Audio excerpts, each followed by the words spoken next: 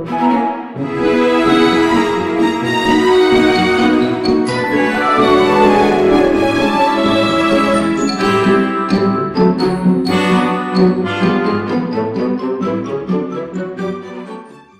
day. I'm Glenn O'Cray. I'm chair of the Dearborn Historical Commission, and I'd like to welcome you to this segment of Through the Arsenal Gates. I bring in people that are either famous, they're making history, or they're going to make history. We hope you enjoy the show today. I have an unusual guest today.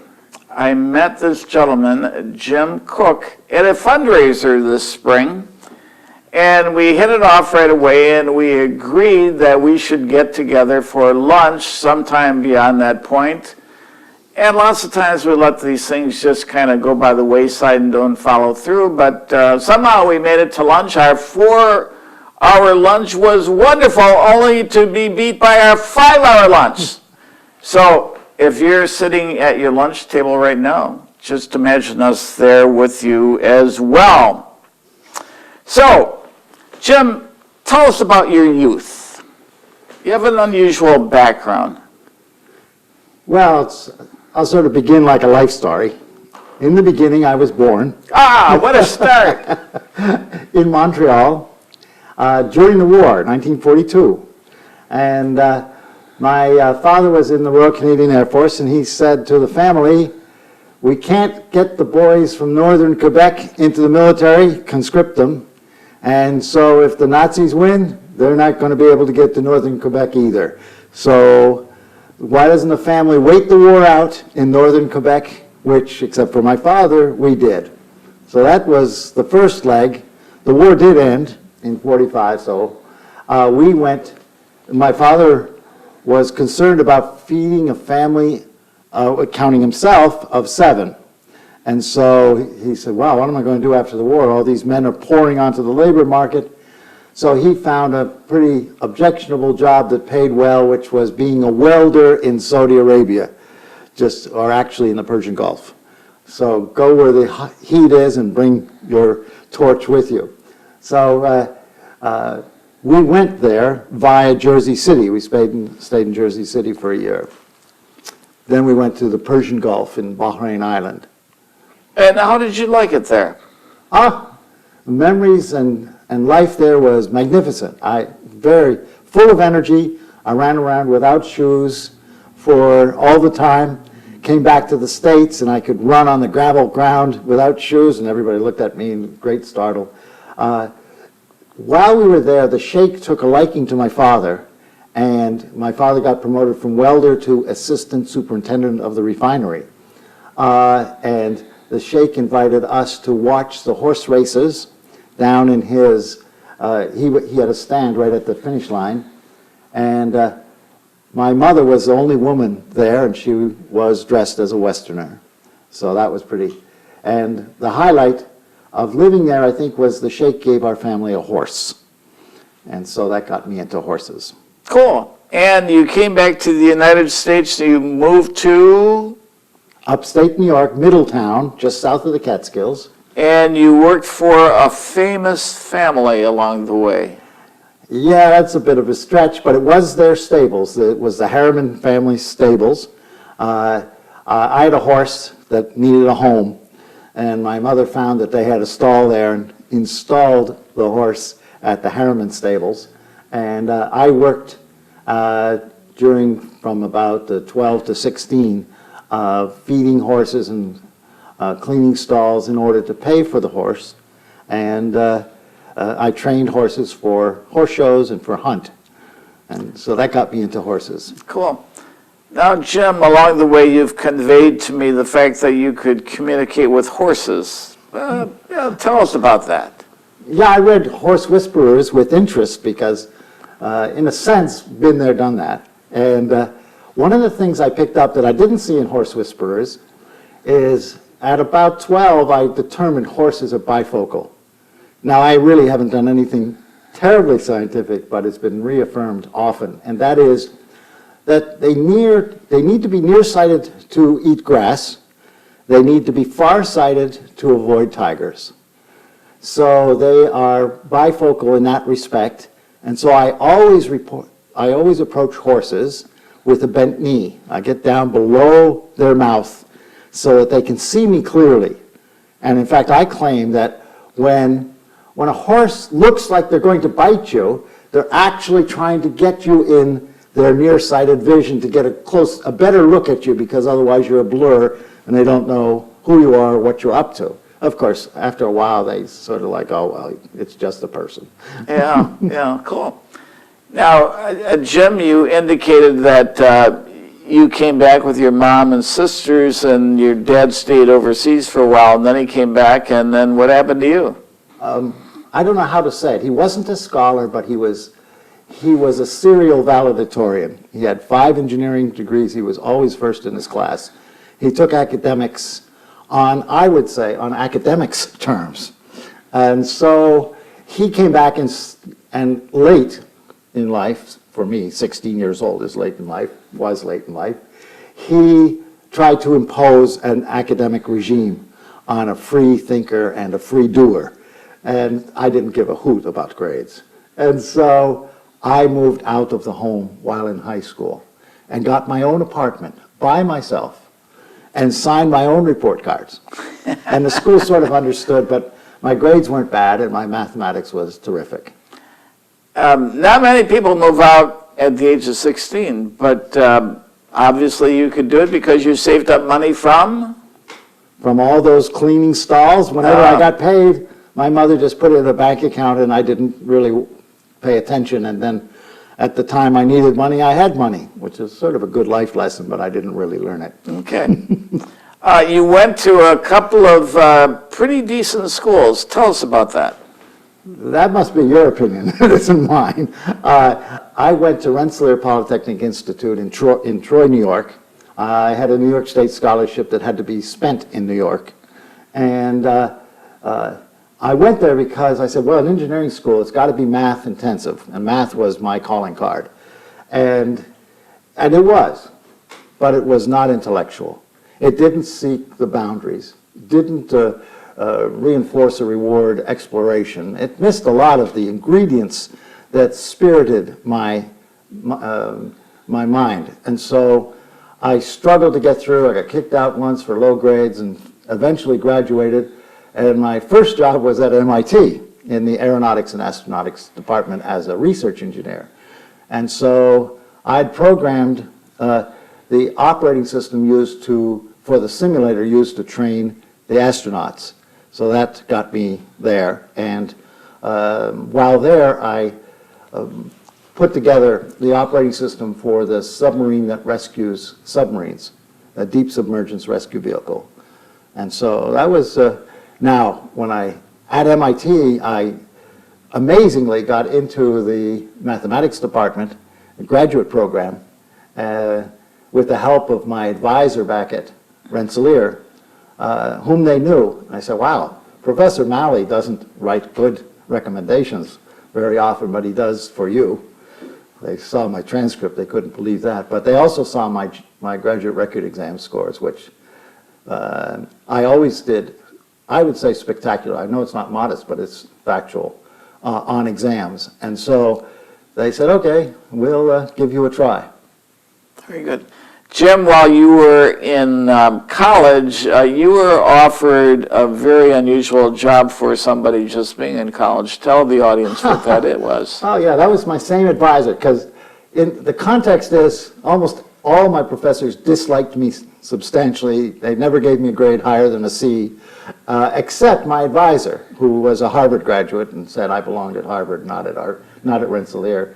And the school had on its board of trustees the president of John Wiley and Company, which is a very reputable engineering publishing firm. And he was getting galley sheets for mathematics texts for college. And he said, Jim, you're so critical, why don't you mark up these galley sheets for these professors who are writing so that they get it right.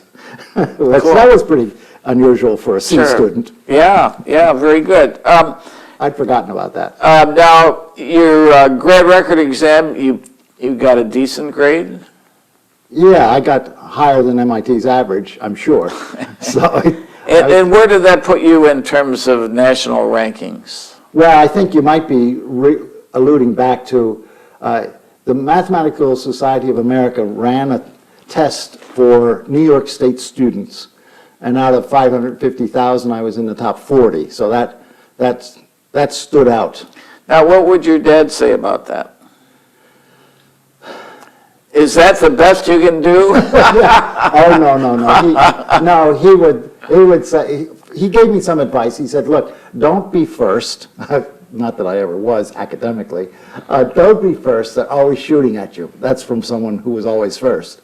So he wasn't like walking my steps. The second thing he would say, yeah, but that was just one day.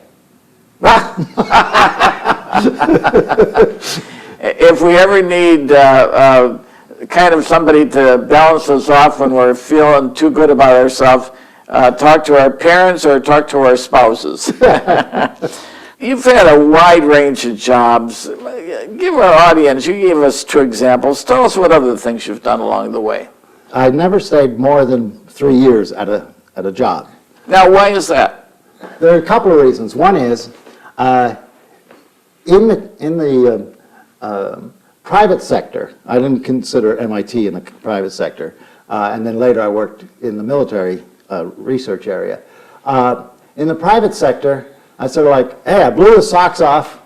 I really did great by your company, better than anybody around. Reward me commensurately.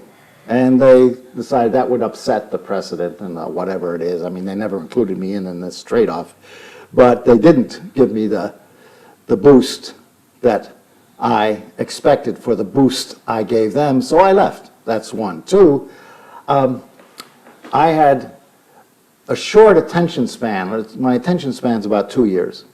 And so I wanted to move on to other stuff all the time. I know one case, and this is a private, this is more the public sector. I was teaching the economics of manufacturing at the University of California, San Diego in the graduate school. And they liked the course. And they asked me to stay for the next year, and I said, well, gee, teach the same course? I said, I already learned that course. I have to teach another one. Besides, I have a consulting practice, and I'm going to move on, because I was there because their graduate program students were complaining their professors didn't have enough real-world experience. So a professor I knew from Harvard recommended me to give them the real-world experience, which I did, I enjoyed, and I'm still in touch, even this past month, with that professor who's now the dean at the University of California, San Diego. Now, who would you say is more out in front? Military in their technology or in private corporations? I was drafted out of MIT by military who had a massively parallel computer. That's in itself a pretty rare duck. Tell everybody what that's about. That means that the same process operates on hundreds or thousands of data at the same moment, whereas in the sequential processors, of which are almost the only ones we're familiar with, it operates on one datum at a time. Even though it does maybe 1 billion such operations in a second, it's still only one at a time. This would operate, say, on 1,000 in 1/1000th of a second, and that should get you really dramatically better results. So that was a parallel computer, and the design of that computer and the work being done and the problems it was tackling, and I was hired to head up the software for the problems it was tackling, was a mind-blowing. It was ahead of the research that was contemplated at MIT. And so it was a pure magnet for me, like, wow, I got to get in on this. And it's a chicken egg, because they had to be sure that I would accept before they would tell me what I was accepting, because it was that top secret. So you have a security clearance? Not now. You did? Yeah, they didn't take it away from me. I just left the military sector and it lapsed. Okay, was it a high security clearance or? Yeah, it was high. It was top secret, and then there was one that people don't even know, generally don't know, and that's a QX, which is a very high clearance. Okay. You worked in private industry, you've worked for the government, and you've worked for, you set up a company in India, you set up a company in China. Compare and contrast some of these different operations. What's it like to work with the Chinese, for example? Well, a little context. Back in Boston, we had an opportunity to transition the Japanese Tokyo Stock Exchange to a global stock exchange in terms of access, English language access to information, much like Yahoo does for the Western stock exchanges. So they said, okay, we need to do some programming to manage the Japanese characters and to translate them and so forth. So we said we can't do that in the States. People just don't get it. And the kind of programming was 2 bytes per character, whereas our programmers are accustomed to 1 byte per character, and they will make consequently a number of little mistakes. And so you have to go to the Far East. So we looked at going to Japan. It was way too expensive. So then China was emerging, and this is the year 1999.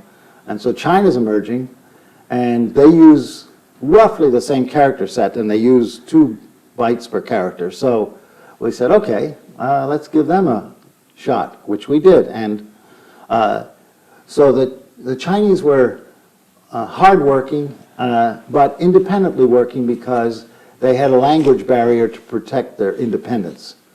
And as a result, even though I specified the interfaces to the byte level, they violated them. I went ballistic. You don't violate specifications at the end of a project. So, I mean, end of projects when I found out. So I said, I can't work with these people. So I moved to India. Wow. I loved working in India. The people were the engineers were so personable and so open and so exchanging and so, that programming experience was wonderful in India compared to China. Understanding I love China as a country more than I love India as a country, but for engineering, for working with engineers, I would pick India over China in a heartbeat.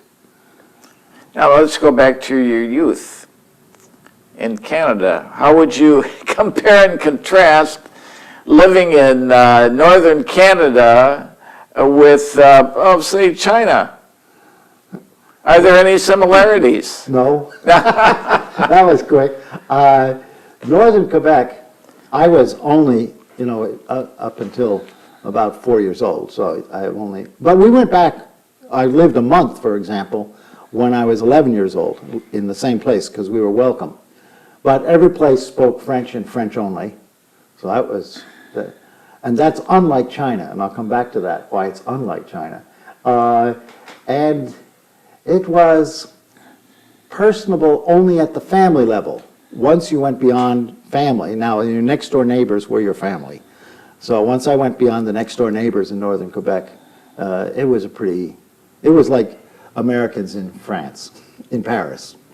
So now, by contrast, China, oh my goodness, you are family no matter where you go. That's one. 2, so many people. China requires almost 8 years of English lessons to get your high school diploma. Not everybody gets a high school diploma, but those who do have had a lot of English. And so rudimentary English is fairly widespread. And that's an overstatement. The older people don't really know English. But I learned enough Chinese to fill it in. But you're welcome everywhere, and you're embraced and helped and everything. And the same in Japan, just to balance those two. Okay. What's different about working with a Chinese firm as compared to an American firm? Americans take integrity really importantly. And integrity compels confrontation. That's one of the tests of integrity. And Chinese embrace harmony. So they will tell your auntie that her hat is beautiful when it's ugly as hell. So that's, in engineering, I want integrity. It's leverageable. And I don't want harmony because it's too sloshy. You can't count on it. So that was one of the things. Another is that in China, they're terribly concerned about power and influence. So if you're at a certain level of power and influence, you're supposed to only commiserate with those at that level and be humble for one level above. And 2 levels above, you don't say anything. And so that's another contrast, and that's particularly stark in comparison to the MIT culture, which is wide open. If I were to interview you for a job today, would I hire you? I doubt it. Now, why is that? This is going to give us some insights about yourself. First of all, I'm presuming you're a Michigander. Oh, yes. 2 blocks from here I was born. And so you would look at my track record and you'd call me an unreliable so-and-so. Yeah, look, it's fired every 3 years. Right, that's right. And I'm a disruptor. And I'm a destroyer in the sense of creative destruction, and a disruptor because I almost insist upon injecting a radical change to some of the engineering or technical situations. So that would be a major reason why, for example, the automobile industry wouldn't hire me. And although I'm biting around the edges there because they're on the verge of a revolution and they're not thinking appropriately for a revolution on the horizon. Well, what do you mean by a revolution in the auto industry? Well, this driverless car and these ride-sharing or e-hailing car apps are really profoundly disruptive in this way, that the ones who have those apps can easily segue into being massive dealers. That is, Uber can buy 1 million cars. That shifts the buying power, that shifts the power from the OEM to the buyer, because they can go to VW or they can go to Fiat or wherever in a flash. And so that will commoditize cars for one thing. It'll put the dealers at a real disadvantage for another. And the third thing is that I see a lot of dangerous complacency about, well, other people who are getting into the automobile business don't know how difficult it is to mass produce and so forth. Well, Elon Musk in Tesla in California has put out a pretty good car without a whole lot of help from the tier 1, tier 2s around Michigan. And some countries like India and China only need to change the crash test to create 2 tiers of cars. We already have 2 in America. We have the below 15-mile-an-hour cars, which are like go-karts. They have really liberal design demands. And then but when that moves up to 30 miles an hour for, let's say, the urban car, then anybody can make a 30-mile-an-hour non-crash test car, and that'll put Detroit at a really big disadvantage unless they get into things like ride sharing and the like. What is your view of Bill Ford? If I go back to when he, 2 decades ago, when he had the vision about the green car, and he got a little bit of ridicule for it, and he was viewed as too idealistic and so forth. But he got it right. And getting it right does count a lot. And he got it right well ahead of time. Second thing is, he was given the reins at Ford, and he had the maturity and wisdom and the character to hand them over to an outsider, no less. Al Mulally. So that's another. Which was a momentous step. It kept them from going bankrupt. Yeah, but to take somebody from outside the auto industry, wow. I remember personally, I thought it was kind of crazy. Stupid on my part. Yeah, so the third thing, and the big thing is, in 2011, he said, he laid out a mobility blueprint in Barcelona. Wow, that is I don't think I've ever seen a CEO lay out an industry's future so vividly, so actionably, that is, you can take action based on the vision, as he did in Barcelona and has followed up. And as such, quietly behind the scenes, I think Ford is the most advanced in the game. The third is, just a month ago, at the Startup Week in Detroit, he gave the keynote opening speech. And again, one just stuck to every word. And that was one of the things he said, look, even my guys at Ford don't have the appropriate risk perspective for our times. He said, I'm trying to change it, but it's tough. The candor and the surgical identification of a key missing ingredient is a sign of mastery, and I think he's got it. I'm very so I like his pronouncements. Yes. Good, very good. Now, ladies and gentlemen, we have with us today Jim Cook, and we're about ready to wrap this up, unfortunately. Now, Jim, tell us, what do you want to be remembered for when you move to the next life? I don't reflect very much on that, but one thing comes to mind. I can use the analogy to Don Quixote in the sense that I'd like my kids and the like to think of me as somebody who tackled windmills. I said, you have no business tackling windmills, but you tackled windmills. For example, I left the military where I was doing wonderful work, but I left because my boss was on the board of a research company in Boston that had solved the riddle of speech recognition using algebra instead of frequency analysis. I said, wow. So I tackled that windmill, and now that segued into an Exxon investment that I headed up, that segued into Dragon, which segued into Nuance, which segued into Siri today. And that all came from that one company that I left for. So that's one of the windmills. I tackled other windmills, like in computer-aided design, and made that startlingly fast, probably advanced the usage by 5 years. I tackled making autonomous mobile robots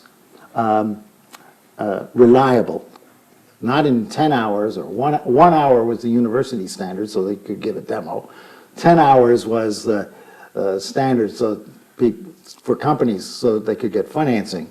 And we got up to 1,000 hours at our company. Cool, good. So those are the windmills, and part of the windmills is tackling stuff with no precedent.